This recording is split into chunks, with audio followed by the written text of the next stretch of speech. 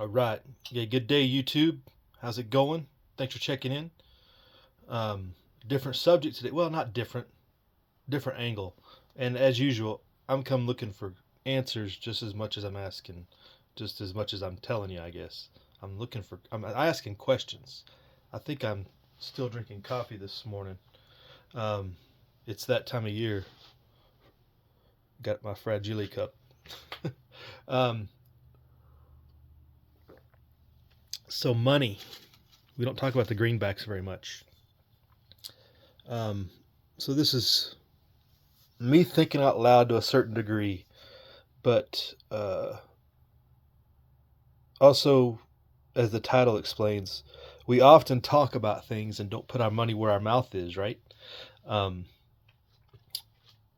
and what exactly does that mean? How we develop economies, and how can we really expect to be resilient uh, in the face of the coming struggle? To quote another purveyor on YouTube. um, how do we prepare for the coming struggle unless we have built economies? Um, and many will talk about barter, and people are already trading with neighbors and knowing a group, right? Within your group, um, being able to exchange whatever for whatever, trade and labor, supplies, uh, you know, needs that the other has that the other one has. That's all good stuff, right? Um, we know that when an economy gets to a certain scale, currency has to be developed, right? And that's why we have these things right here to cover time and space between transactions, because at a certain point in time, you don't have the right thing to transact, or it's a it's an expiring item that doesn't have a long shelf life. That's why currencies are developed, right? Um, I think this came up in one of the more recent videos I did, and I was just like, currencies exist for a reason. It's not like they were just made up to oppress people, as much as ours does that with its daily loss of value. Um, Currencies were developed to benefit us, and the people developed currencies, and then the banks took advantage of it. Let's put as far as where we're at right now, right? Um, so it's long been this, as long as I've been on YouTube and doing this thing. People have always talked about side economies and developing local economies, but how do you do it? And can have barter. You can trade eggs for something else. You can trade, some skills, but that really limits the scale and size. Um, if you know, there's only so many greenbacks, and we know their value is tied to something called debt that we can't really manage or limit. So these have a limited value, and they're not necessarily durable either uh, over the long term. See my post from like 3 months ago. A dilapidated $20 bill that had blown away from somewhere and ended up over here, ended up on my side of the property somewhere, and just random 20, pretty beat up.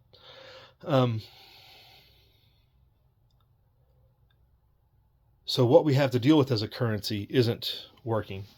What we've used in the past, we know exist, and there are certain benefits. So let's talk about that for a minute, right? We do have the ability to bring in coinage, and we have access to have coinage that is, I mean, even if it's modern coinage, it has a value that is more stable than this type of currency, right? But the old coinage we know is tied to a metal, and unless you're going to, start up your own press and make your own coinage out of copper, brass, steel, silver, whatever, you're kind of limited in your currency options, right? So you can go buy 90%. The problem with using 90% is mistakes are made, right? Mistakes can be made by especially now, before the coming struggle has really started, to misconstrue it with something that is of lesser value or of equal, they consider it to be of equal value to a current 50-cent piece or whatever, because it says 50 cents on it, right? So that must be its value. But we know that's not the case, because this is continuing to hold its original value much as it was, and not go down like the underlying currency that represents it, because it's a shadow of that, as somebody else has said. So we can find alternatives that way that are durable, can travel space and time, and hold value. But there is definitely a limited supply, and there's going to be a limited supply in all currencies, or the supply will be limited by effort of others or what you can provide, because you can only buy so much of this, right? You only have so many of these that you can get after that, and that's going to be a problem I think we see with anything I discuss here. Is our access to be able to well exchange items, right? So I'm going to try to do this without getting too, we're already deep into this time-wise. I don't want to make this too long, but I do want to go through a full thought process of using money and where we're at, and why barter of items isn't a full economy. Barter is a limited space and time use. Trading, your skills with your neighbor is a very limited economy. Trading eggs within the farmer's market is a very limited economy. That type of bubble, if you will, that kind of contained area, as small as it might be, does not have resilience. It's easily torn down. It's easy to manipulate. It's easy to isolate. So it has to be able to function like these and travel across that space. And so we have that availability. That is an option. The current silver coinage that we know exist.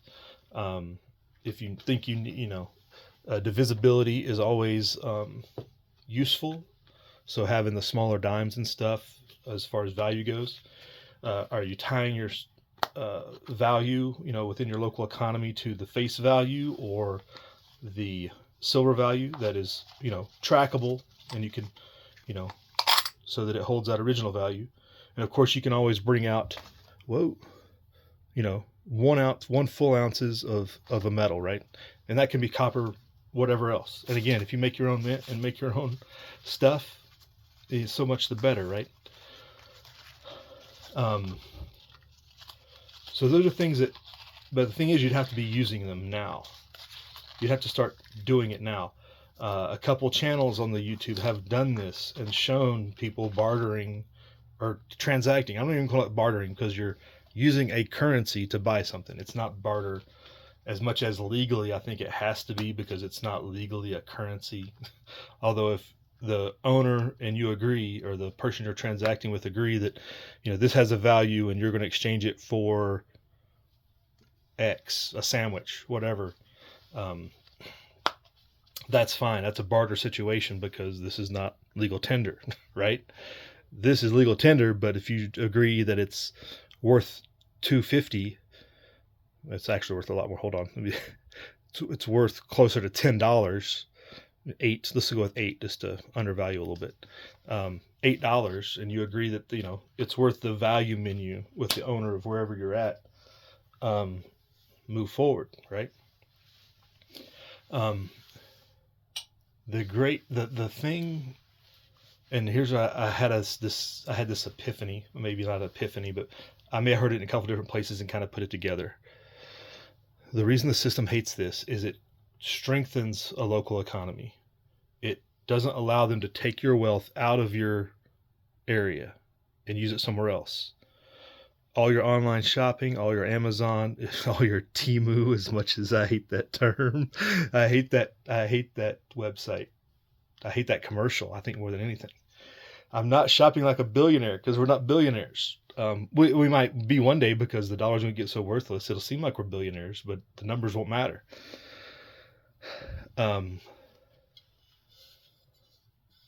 So the thing about using stuff like this locally is it keeps your wealth local and only out when it goes to export, when you do exchange with further reaches, right?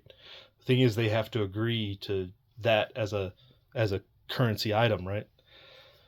It's harder to get wide swaths of places without any type of government backing to agree to that. Thus why we get stuck with the current dollar, and everybody loves electronic digits on a computer, because apparently they carry more sway than using these things. It's a bizarre exercise in psychology that we've been stuck into with where we're at right now, in the world, not just the United States. It's not like the U.S. in many ways is behind the rest of the world in swiping their hands across the computer screen, and wow, they got that implanted chip. Like, yeah, there's some small cases. There's other places in the world where that is in full swing. We got already people in the U.S. that are swiping their phones, waving their phones. You can wave your card in front of the computer. All that stuff takes wealth out of your local economy.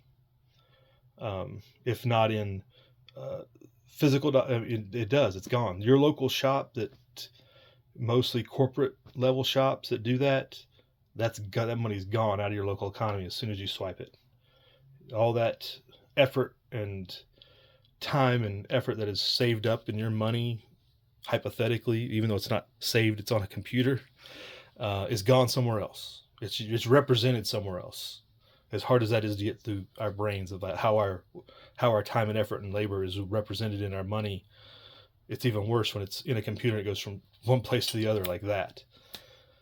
And quickly the day is coming where our time and labor and effort isn't even going to be controlled by us, because as soon as CBC gets in, they're going to have the ability. They may not do it at first.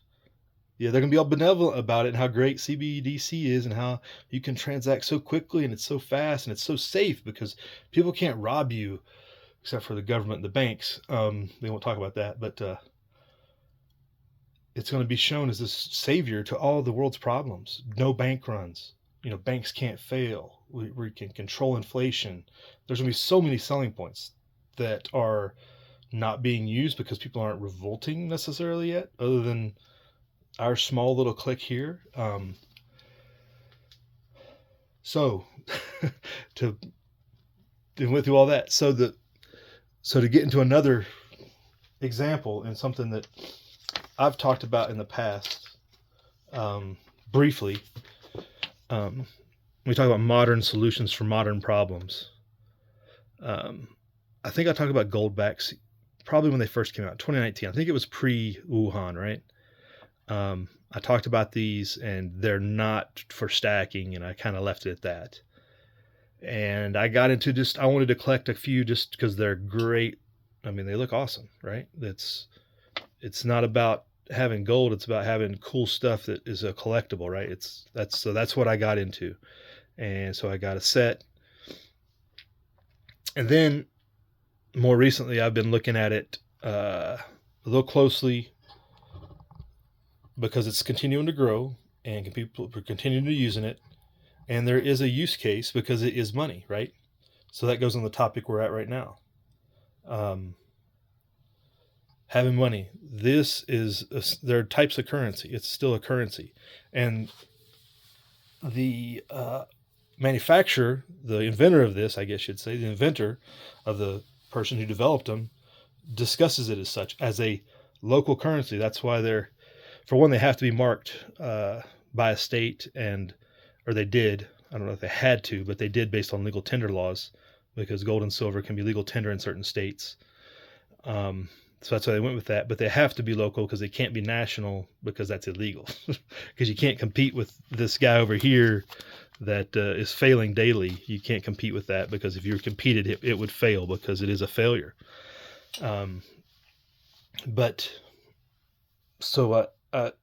It's hard to get your mind wrapped. So I was trying to get my mind wrapped around using these, and the problem is acceptance. People wanting to use them or using them, and because they're not widely accepted, people have a hesitancy, right? I mean, it's gold and it is what it is. It's not, it's just like, this guy over here. It is what it is. Either you want to transact in it or do not. You there's an agreed upon system already established for what the value of these moving forward.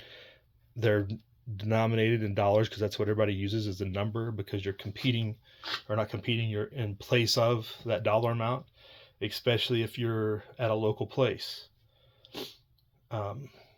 All these things, I'll say this too, all these things that are hard assets that can be used as money, as a currency, are deflationary and counter to consumerism, which is again what props up the dollar. Consumerism. Your Temu can't take your gold back from you, which gets, you can store quite a bit of wealth in these if you look at the larger denominations and stuff, right? And the best thing, and when the owner explained this in a video I saw, the best thing is these stay in your local economy, much as these would if they were accepted, if you could work on transacting in those. But these are going to be, these have more potential, I think, to be a local currency, because they can't be misconstrued as some old money. They are unique. They are desired, if you will.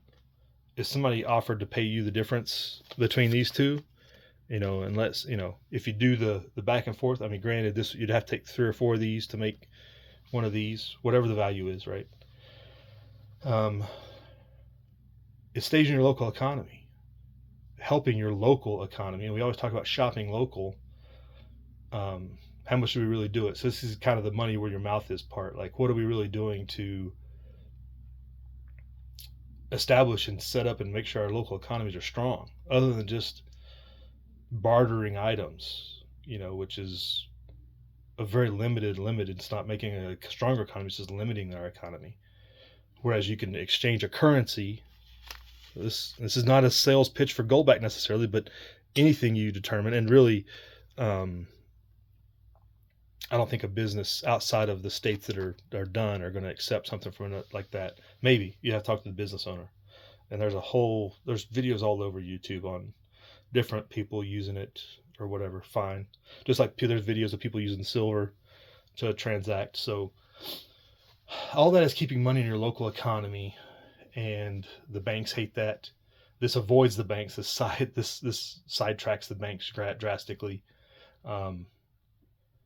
So people always have some negatives about some of this stuff. Some of it has to do with how much these cost per one, because the value of the gold in it is as much as the one. Just like when these were originally denominated, the amount of silver didn't match the currency, right? It was just a set amount on you look at the old $20 gold piece, the amount of gold in there was not full 20, and that's why they weren't full 100%. But it was a representation and a stabilization of it, because it couldn't go below that, right? Much the same thought behind these. But keeping your money local and keeping it transacting local. But the thing is, it hinders consumerism, and most of your businesses, especially your mom and pop businesses in your local area, are really a lot of consumerism based upon that. Like, you might have a local gas station where you get commodity. You have a butcher maybe that you could transact with, a grocery store. I don't know if you could figure out a way to pay your mortgage or buy a property with any form of money, would be great. But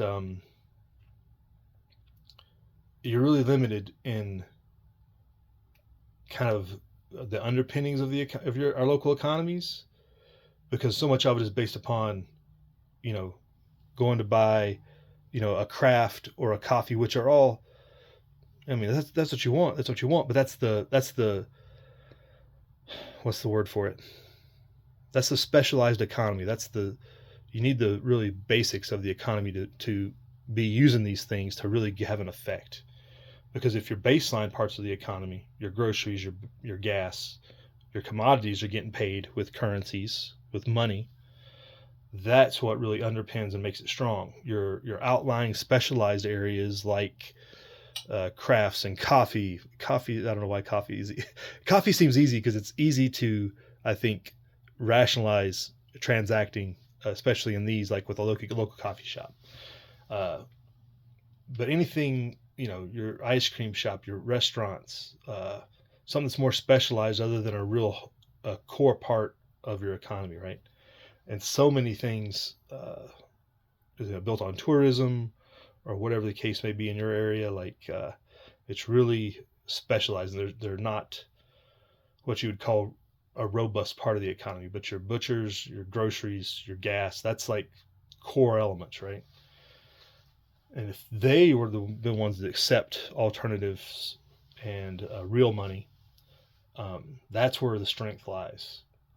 How do we get there? I don't know. That's where I come to ask the questions. Like, how do we get to the point to where people are more accepting of that stuff, something like that, so that it can be more robust, right? Because only the butcher can only take, so many people trading their skills or their eggs or whatever with them. That's why you need currencies. That's why currencies are there, so they can take the wealth that you put in effort that you're able to transfer to them, so they can give you that T-bone or that side of ham or whatever, and they can take it somewhere else.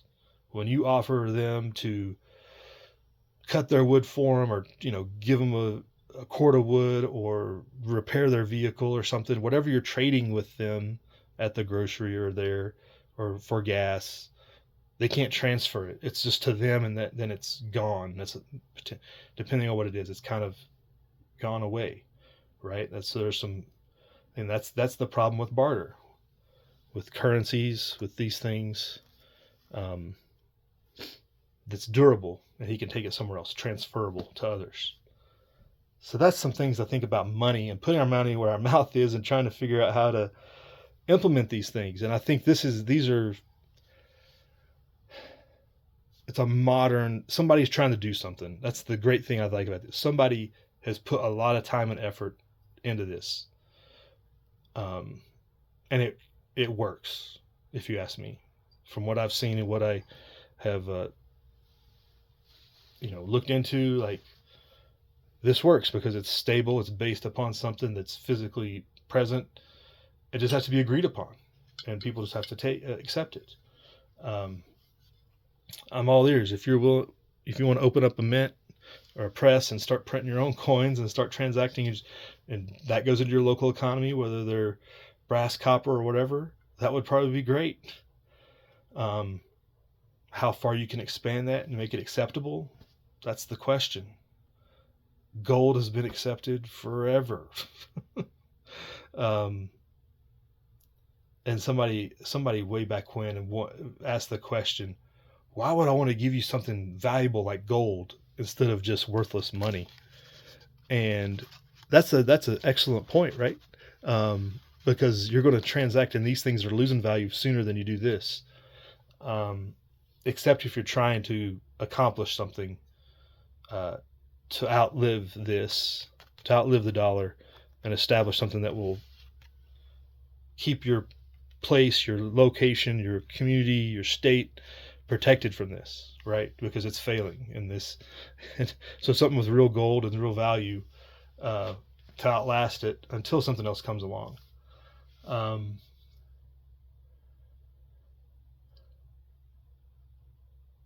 So I think that's, so to briefly touch on Bitcoin or crypto or whatever you want to call it.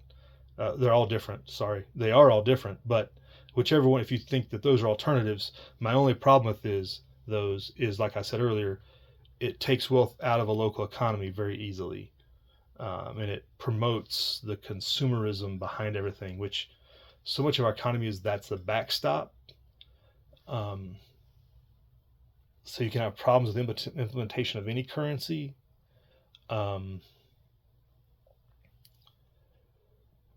it's easily transferred around the world. That's the biggest benefit to them, is that you can transfer around the world. How you get what you paid for in that same time frame, I'm not sure, depending on what you're ordering or whatever. But